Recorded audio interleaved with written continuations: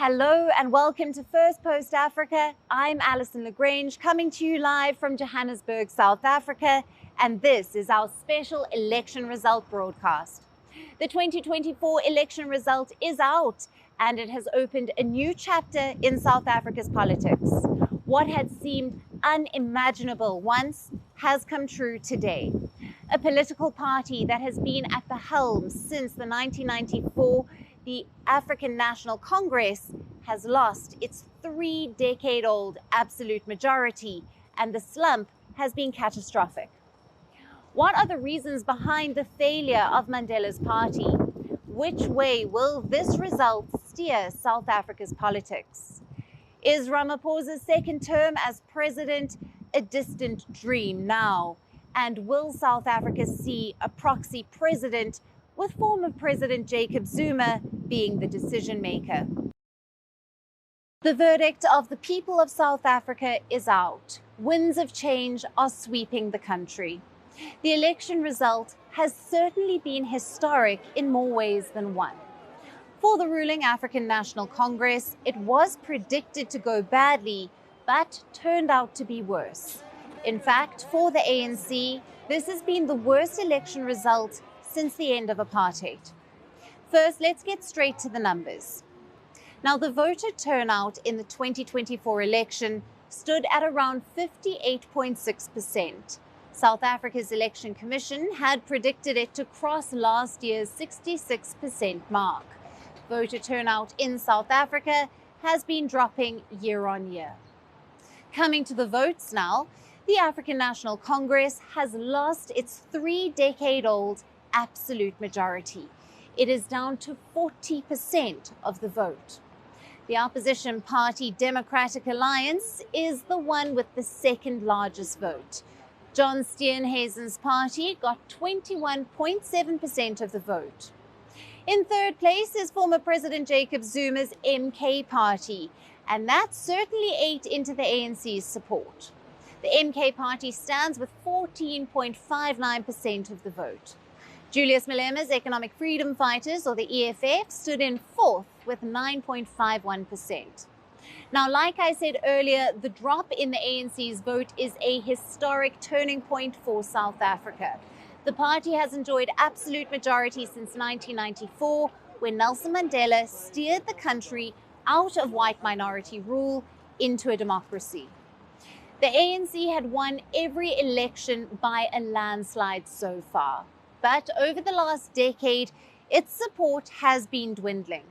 In 2019, the party secured 57.5% of votes. In 2014, it was a little over 62%, and it was even higher in the 2009 election. Voters appear to have punished Mandela's party for years of decline in the country. Over the last decade, South African economy has witnessed stagnation. Unemployment and poverty rates have been climbing, and infrastructure has been crumbling, leading to regular power cuts. Not just this, the ANC has also been racked by repeated corruption scandals. Now, the final results will be formally announced soon here in Johannesburg.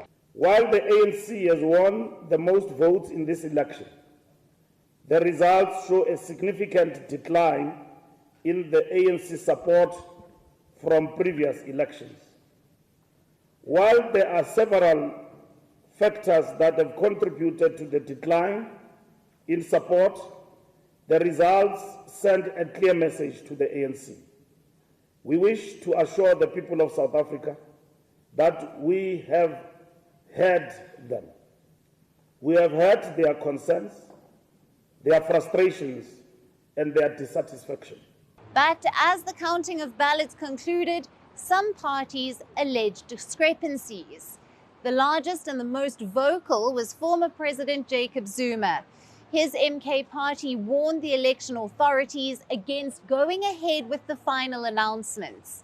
Despite the MK performing surprisingly well for a party just founded months ago, Zuma says he would challenge the election results in court. Don't start trouble when there is no trouble.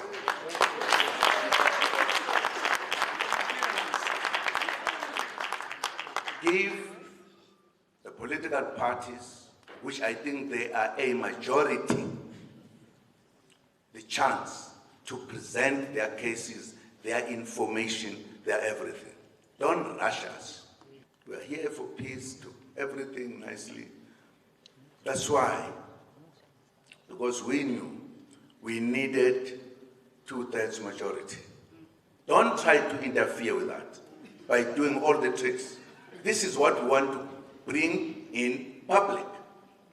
So it's no longer a recount. We want a total re-vote, is one thing that we're contemplating, of which is a decision that we will still communicate accordingly. We are going to request for a commission of inquiry into this process, into these elections, in order for us to get down to the bottom of exactly what transpired. And we are going to push for that.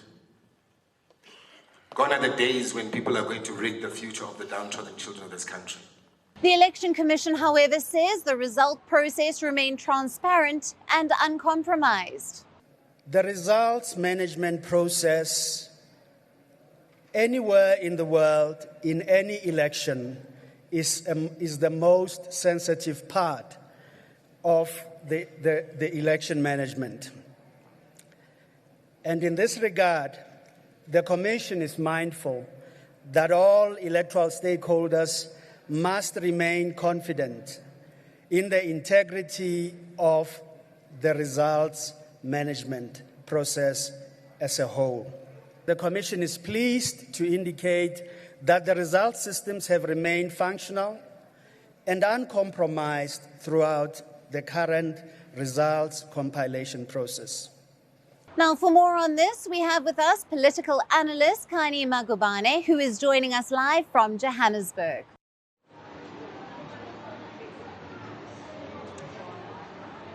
Hi, Kani. Thank you so much for being with us on First Post Africa.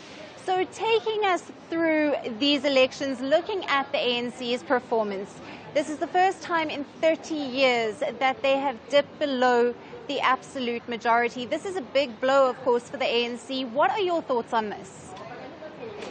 Absolutely, it is a massive blow for the ANC, and it's one that none of us could have ever anticipated.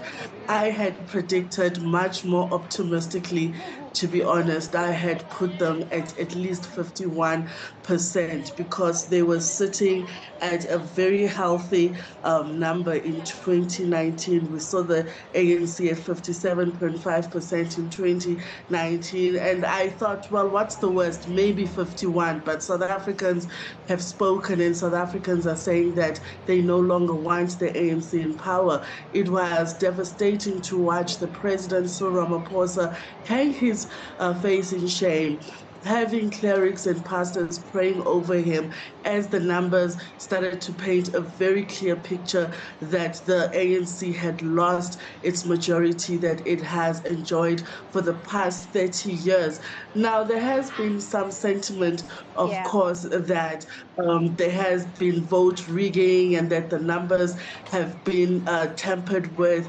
And my sentiment really is that every party like the MK that has come forward and has put forward accusations at the IEC's door and has said at least 25 parties still have objections that are not dealt with. In my personal opinion, I